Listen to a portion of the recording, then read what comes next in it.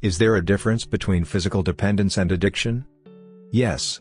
Addiction, or compulsive drug use despite harmful consequences, is characterized by an inability to stop using a drug, failure to meet work, social, or family obligations, and, sometimes, depending on the drug, tolerance and withdrawal. The latter reflect physical dependence in which the body adapts to the drug, requiring more of it to achieve a certain effect, tolerance, and eliciting drug-specific physical or mental symptoms if drug use is abruptly ceased, withdrawal. Physical dependence can happen with the chronic use of many drugs, including many prescription drugs, even if taken as instructed.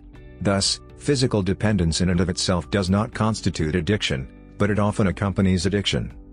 This distinction can be difficult to discern, particularly with prescribed pain medications, for which the need for increasing dosages can represent tolerance or a worsening underlying problem, as opposed to the beginning of abuse or addiction.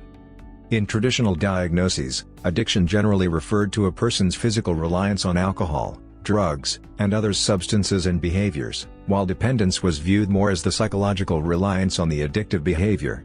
It's a scenario that pits addiction versus abuse or addiction versus dependence. But increasingly in recent years, that view has flip-flopped a bit. Today, medical experts refer to dependence usually around a person's constant drug and alcohol abuse.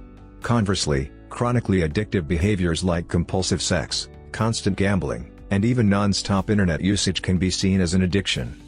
The World Health Organization uses a definition of dependence that describes a collection of different characteristics that grow to become a much higher priority in a person's life than other previous behaviors that were more important at one time.